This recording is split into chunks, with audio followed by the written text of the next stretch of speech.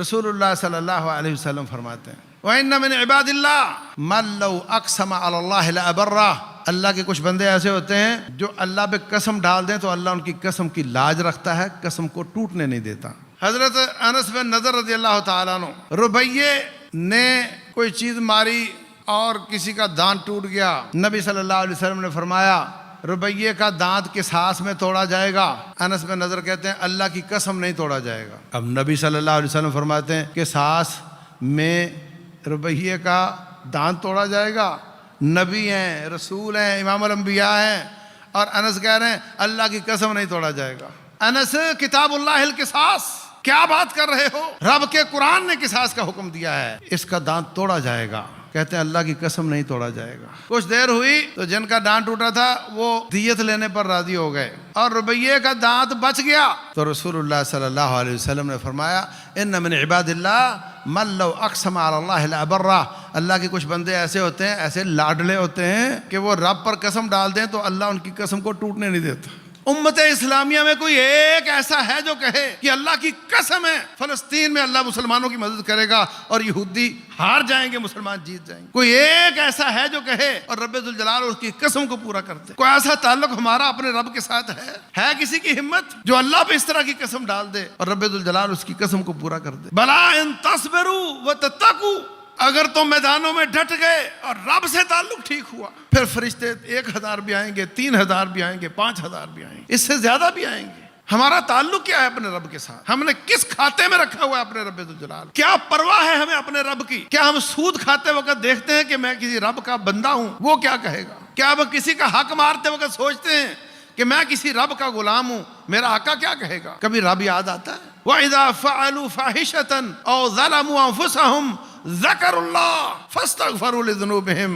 میرے بندے وہ ہوتے ہیں جب ان سے کوئی گناہ ہو جاتا ہے یا اپنے آپ پہ ظلم کر لیتے ہیں، ان کا مالک یاد آ جاتا ہے، میرا مالک کیا کہے گا؟ فوراً سجدے میں گر جاتے، فوراً توبہ طائب ہو جاتے ہیں۔ وَمَن يَغْفِرُ الذُّنُوبَ إِلَّا اللَّهُ، اللہ کے سوا کون ہماری بخشش کر سکتا ہے؟ تعلقات کمزور ہیں، فحاشی اور عریانی، بے حیائی اور سود ایسی دیواریں ہیں جو ہمارے اور ہمارے رب کے بیچ میں آ چکی ہیں۔ اور جب ہمارا رب ہمارے ساتھ جنگ کر رہا ہو اور اوپر سے دشمن جنگ کر رہا ہو، فَمَنْ ذَا الَّذِي يَنْصُرُكُم مِّن بَعْدِهِ، پھر اس کے بعد تمہاری مدد کون کرے گا؟ کیا یہ رب کا فرمان نہیں؟ فَإِن لَّمْ تَفْعَلُوا فَأْذَنُوا بِحَرْبٍ مِّنَ اللَّهِ وَرَسُولِهِ، اگر تم نے سود نہ چھوڑا، اللہ اس کے رسول کے ساتھ جنگ کرنے کے لیے آ جاؤ۔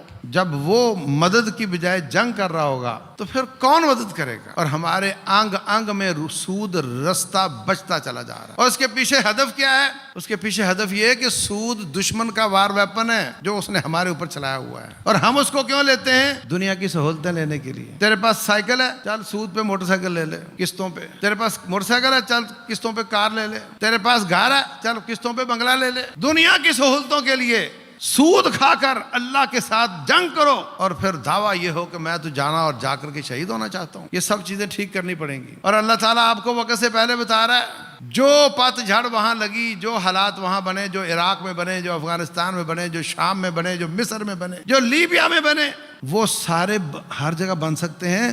ہمارے پاس کوئی رکاوٹ نہیں ہے، یہاں بھی بن سکتے ہیں۔ یہاں تو آپ پتہ نہیں کہ اللہ تعالیٰ نے کسے ہاتھ دے کے آپ لوگوں کو بچایا ہوا ہے، ورنہ جو سیاسی صورتحال ہے آپ کی، اور جو معیشت کی صورتحال ہے آپ کی، اور جو ایک ایک فرد کی اخلاق کی گراوٹ ہے، ایسی قوموں کو رہنے کا جواز نہیں ہوتا۔ ہم اپنی زندگی کا جواز کھو چکے ہیں۔ اللہ ہے جو فضل کرتا اور مہلت دیتا چلا جا رہا ہے۔ ہمیں فوراً اجتماعی توبہ کی ضرورت ہے۔ کشمیر فلسطین سے پہلے ہمیں بہت کچھ کرنے کا کام ہے، ہمیں اپنی اصلاح کی ضرورت ہے، اور یہ ساری کام جتنی باتیں میں نے بتائی ہیں نا، یہ یہاں رہ کر ہو سکتی ہیں، یہ یہاں رہ کر کرنے والی کام۔ اللہ تبارک و تعالی ہماری اصلاح کی توفیق دے۔ رب ذوالجلال ہمیں ایمان نصیب فرمائے، نیک کام کی توفیق دے، گناہوں سے توبہ کرنے کی توفیق دے، میادین میں ڈٹ جانے کا، صبر کرنے کا حوصلہ دے۔ رب ذوالجلال والاکرام جو کافروں کی سازشیں ہیں ان کو رب ذوالجلال کاٹ دے اور اپنی امت اسلامیہ کی مدد فرمائے، ہماری اصلاح کرے۔ واللہ اعلم۔